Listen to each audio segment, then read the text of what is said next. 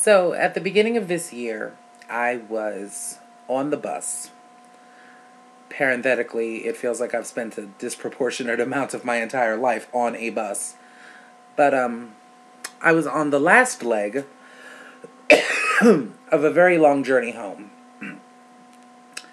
And it's a funny thing when you travel by bus. I'm not talking city bus. I'm talking, cross country kind of bus situations. Because you end up at these rest stops and these interesting little vignettes of conversations, these interesting little bonds are formed that I think that can only be formed by people who really have somewhere they've got to be and are kind of stuck together due to circumstances sort of beyond their control. And so you get into these little conversations and you have these little bonding moments with people that realistically you may never see again. And I think that premise makes for a more open dialogue than you may normally engage in with people that you don't know. And so I've had a number of these over the years. I mean, folks really share. It's kind of funny, actually. But this particular instance was very profound and a true aha moment.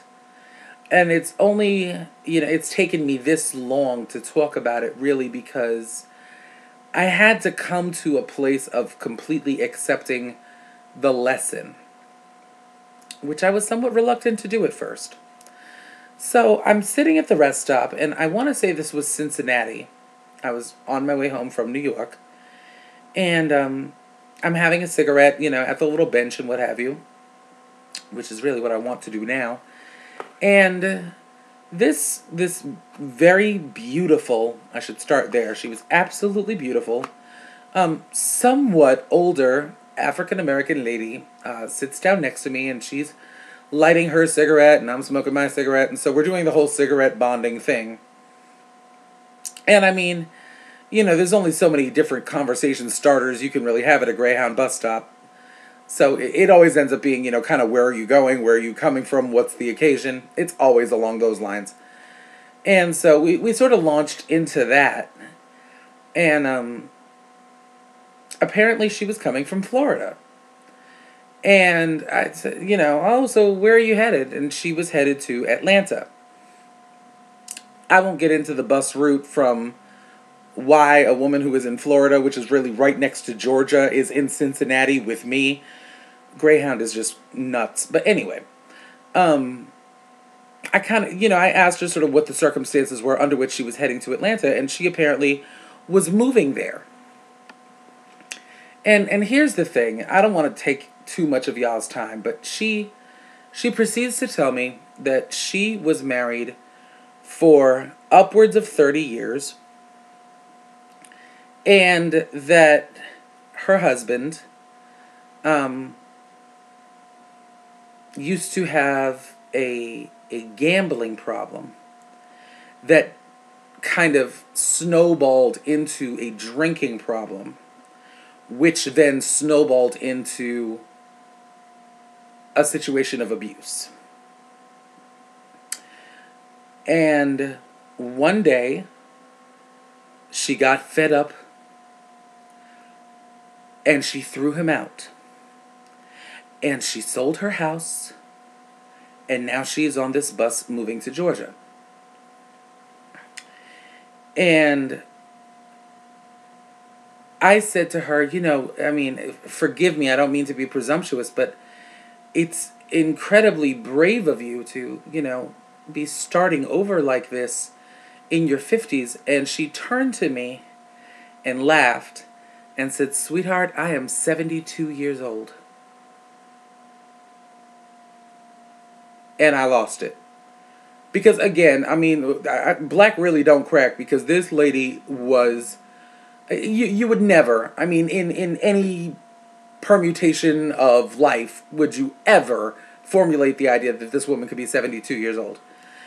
And I'm aghast, like, oh my goodness, ma'am, do you have any children? And she said, yes, I have two. I have a daughter and I have a son. And I said, oh, so do they live in Georgia?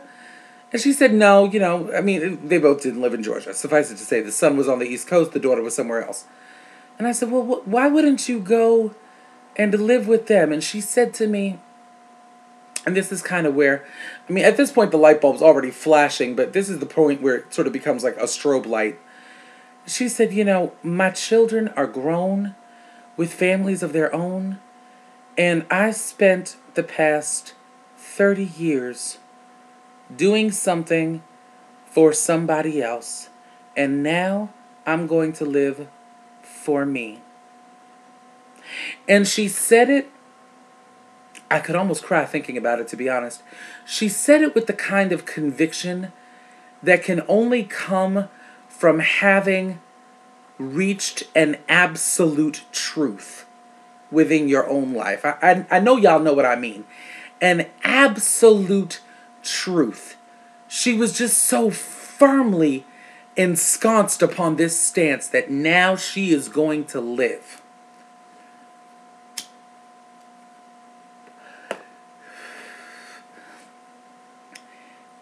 And the reason why it's taken me so long to impart this message to y'all is because I really had to sit down and face the reality that if a 72-year-old woman can decide that on her own laurels, by her own hand, she was going to redefine life as she knew it at 72 years old, every excuse that I have ever had, or that you have ever had, for why the life that we envision for ourselves is not the life that we have, every justification, every reason, every single excuse is utter and complete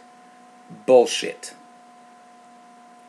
And that, my incredible subtastics, was not an easy pill to swallow.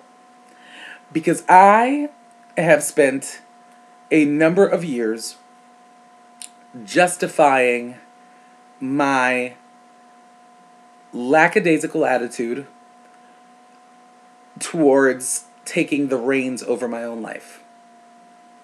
And I don't gain any pleasure at all out of admitting this to y'all. None. But I have allowed my size and my insecurity and my gender and the perception of all those things, the external forces by which we see ourselves through the eyes of others rather than standing on our own terms. I have allowed those things to shackle me to an existence rather than a life. And so it took 3 months. You know what I'm saying? As long as you get the lesson, it doesn't really matter so much when you get it. But it took me 3 months to really sit and say, you have, for all intents and purposes, been full of shit. And you have got to get up and you have got to live. And I have a 72-year-old woman at a rest stop in Cincinnati, Ohio, to thank for that lesson. And I hope that you can take something from this recounting of the tale. It's time to live. It's absolutely, there is no tomorrow. There is no when the kids grow up. There is no when I lose these 10 pounds. There is no when I get this next promotion. There is no when I land the next job. There is no when I get a running car. There is no when I fix this computer. There is no, today, this instant is the time, the only time to get up and live, by whatever that means for you. And that is what I am doing. And that is the reason why the hiatus has been going on, because there has been a very real soul searching mission to find out what and who exactly do I want to be.